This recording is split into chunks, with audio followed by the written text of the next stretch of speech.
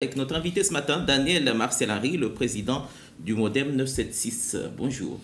Oui, bonjour Toufaïl, bonjour aux Mahorais, aux Mahoraises qui nous regardent et à toutes les communautés qui sont sur le territoire. Daniel Marcellari, où était donc passé le Modem? Ben, le Modem, depuis 2007, année à laquelle il a été créé, est toujours là. Comment? Parce qu'on a l'impression qu'il est dans une certaine léthargie, parce que la vitalité d'un parti politique, c'est, par définition, c'est de réagir, c'est d'être en mouvement, d'être actif dans la vie publique. Et force est de constater que ça fait un bon moment, alors que l'actualité foisonne d'événements, en tout cas, qui doivent concerner les politiques, et que finalement, on vous entend très peu. Justement, nous réagissons beaucoup, mais nous avons été la plupart du temps invités auprès d'autres chaînes, je ne dirais pas concurrentes. Non, mais chez Kwesi, vous voulez dire. Voilà, chez Kwesi. Mais au niveau de Maître Première, on a rarement cette occasion et donc là, c'est tout un honneur pour nous. Et d'ailleurs, je souhaiterais vous remercier pour ça. Il n'y a pas de souci. Mais est-ce que vous n'êtes pas justement trop passif? Parce que nous, on se base sur des communiqués, sur des réactions politiques, sur une certaine action pour justement dire il y a un parti qui est vivant, il faut peut-être je ne suis pas vraiment d'accord avec cette lecture des choses. Parce que déjà, quand il y avait le problème du toilettage institutionnel, je pense avoir été le premier à avoir alerté la population. Et à l'époque, vous avez été invité. Et nous avons beaucoup réagi pour que ce projet tombe à l'eau. Parce que l'avenir de Mayotte était ainsi menacé. Et donc nous sommes un parti très très actif. Et nous avons fait beaucoup de communication. D'ailleurs, beaucoup de personnes, notamment de la ligne RPR locale, nous traitent de traîtres. C'est pour ça que je suis venu là pour justement essayer d'expliquer davantage notre positionnement par rapport à tous ces problèmes que nous connaissons sur l'immigration à Mayotte. Et pas que l'immigration. On va commencer par exemple par la loi Finances 2019 et l'abaissement du plafond sur les revenus en Outre-mer. On ne vous a pas entendu là-dessus. Est-ce que vous êtes d'accord avec justement la réforme du gouvernement? Est-ce que vous avez des réserves? Quelle est votre position? Sur cette réforme, et notamment notre position du plafond pour les... Justement, nous sommes tout à fait favorables à cette réforme. Il y a beaucoup de démagogie qui se font ici. J'ai entendu l'ancien président du Conseil général, Daniel Zaidani, s'exprimer hier en porte-à-faux. Et en fait, c'est un système fiscal qui ne va toucher que 4% de la population. Ça, ce sont les éléments de langage du gouvernement. Et puis, ce qu'il faut comprendre, c'est que c'est un système de péréquation dans tous les départements d'outre-mer qui va générer 300 millions d'euros. Et ces 300 millions d'euros vont être orientés plus dans des projets à caractère social comme les crèches. Compte tenu des retards de Mayotte, nous serons les premiers bénéficiaires de ce dispositif. On revient à un argument d'ailleurs. Si la Réunion et les autres DOM ont voté contre, justement parce qu'on va piocher chez eux pour venir financer... Au passage, on pioche aussi chez nous, à Mayotte. Oui, mais ça ne fera pas 300 millions d'euros. Parce que quand vous dites que c'est un système de péréquation, c'est de l'outre-mer. C'est-à-dire qu'on a fait, en gros, des outre-mer, et qui sont déjà par définition des îles, d'une manière générale, on a fait un îlot d'ultramarins qui doit quelque part financer sur bien des points. De toute façon, ce qu'il faut comprendre, c'est que quand on entrait dans le département, il y a eu le pacte pour la départementalisation de Nicolas Sarkozy, qui justement préconisait un système de développement endogène où le développement de Mayotte serait calqué par rapport aux impôts et aux contributions que le pays, le territoire pouvait générer. Et donc aujourd'hui, nous sommes dans un État qui a des difficultés financières. Et donc ce n'est pas du tout un souci si on Donc, essaie de prendre c'est aux ultramarins chez ceux qui en ont le plus pour donner à ceux qui n'en ont pas.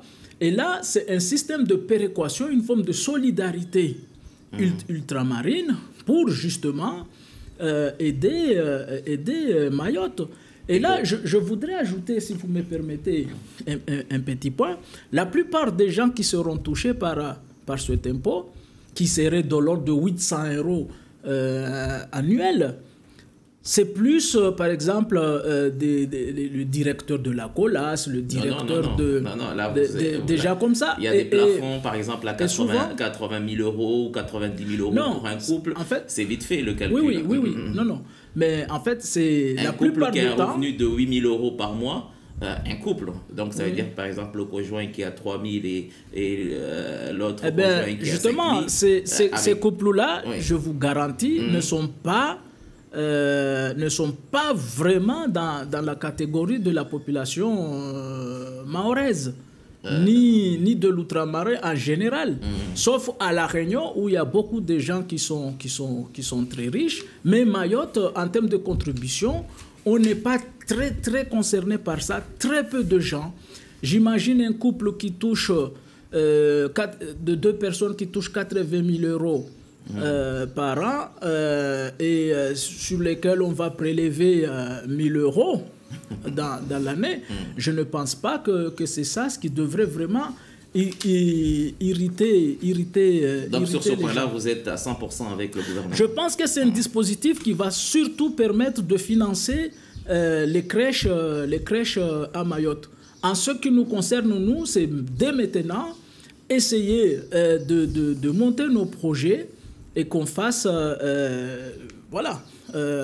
qu'on défende nos projets auprès du gouvernement. Alors, Daniel Marsaneri, vous l'avez reconnu vous-même, vous l'avez dit tout à l'heure, même si vous avez essayé de vous défendre en disant que vous êtes un parti très actif, mais la dernière fois que vous vous êtes publiquement exprimé, c'était par rapport au toilettage institutionnel, ça date d'il y a 3 mois, et entre-temps, depuis 3 mois justement, ou peut-être un peu moins, il y a un collectif de citoyens, notamment des vieilles personnes, des vieilles dames, qui sont là devant la préfecture. Même ce matin, ils sont aux alentours de la préfecture pour maintenir la pression.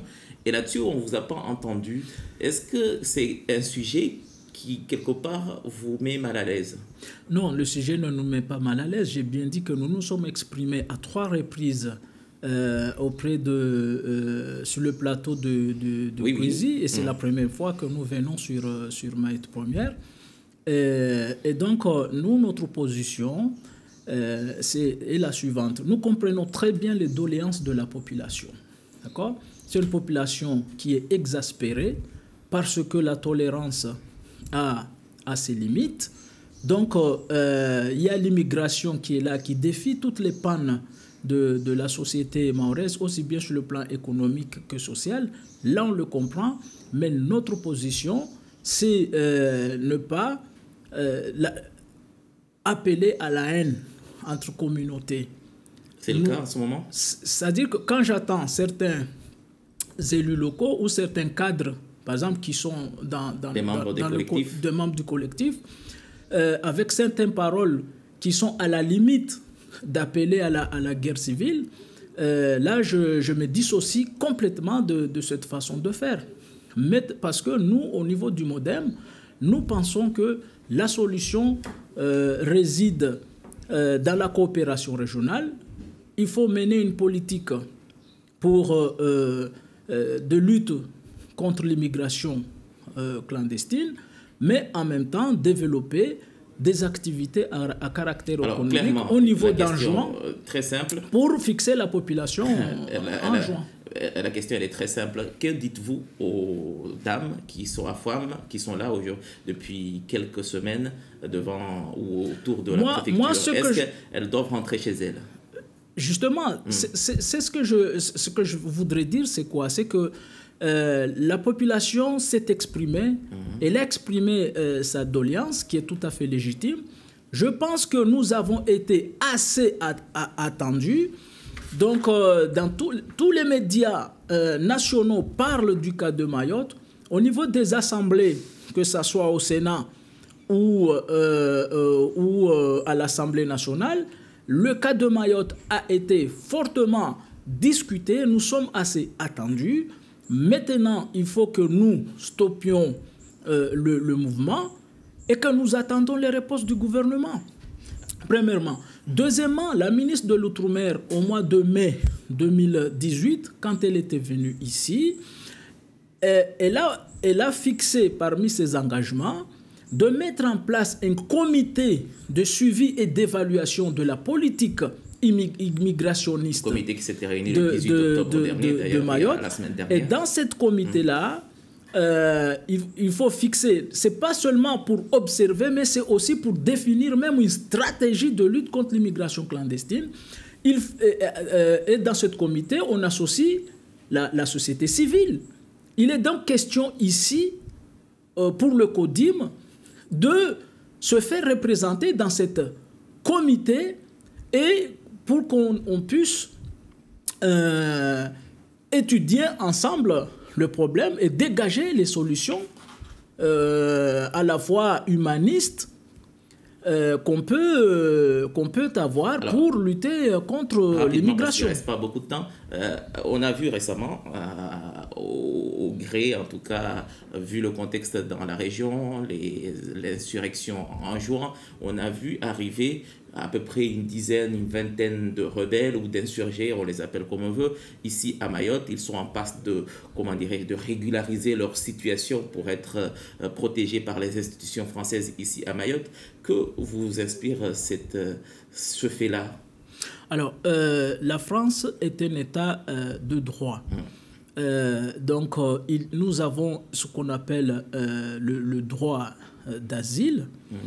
Et si ces personnes-là sont persécutées, c'est des rebelles, c'est des insurgés qui ont pris les armes. Je ne sais pas. Je ne sais pas. C'est à l'OFPRA. Je vous informe, c'est la réalité. Même le ministre de l'Intérieur l'a reconnu avant-hier. Je pense, le ministre de l'Intérieur a dit qu'il y a une délégation de l'OFPRA sur place. C'est à l'OFPRA. D'accord. Il a aussi confirmé qu'une partie de ces rebelles sont arrivés à Mayotte. Moi, je vous informe que j'en ai rencontré quelques. Si se trouve que c'est des rebelles, si il se trouve que c'est des fouteurs de troubles dans leur pays, il faut qu'ils soient retournés dans leur pays, qu'ils fassent et qu'ils soient traduits dans la justice de leur pays. Maintenant, si se trouve que c'est des personnes qui sont persécutées parce qu'ils revendiquaient une cause légitime. Après, la légitimité d'une cause, chacun a sa manière de la juger. La France fonctionne avec des institutions. Il y a l'OFPRA, l'Office français pour les réfugiés et les apatrides. C'est à l'OFPRA d'apprécier la situation et de prendre des décisions par rapport à ce qui se passe. Alors, je profite pour poser une question politique puisqu'il nous reste très peu de temps, 1 minute. Quelles sont les ambitions électorales du MODEM maintenant que je vous ai? Alors, au niveau du MODEM, nous sommes en très fort partenariat avec le LRM, la République en marche. Nous avons engagé des discussions pour entamer ensemble les élections européennes, mais aussi les élections municipales, donc avec des listes communes, cantonales et voire même les prochaines législatives. Pour les municipales, ça serait des listes communes? En tout cas, c'est ce que je souhaiterais. Et deuxièmement, nous sommes un parti du centre, d'accord? Nous sommes prêts à travailler avec toutes les bonnes volontés du territoire. Comme à gauche. Que ça soit à droite, que ça soit à gauche. Donc vous êtes au centre, mais aussi au milieu. Merci beaucoup, Daniel Marcel. C'est moi qui vous remercie. Merci d'avoir accepté notre invitation ce matin. Tout de suite.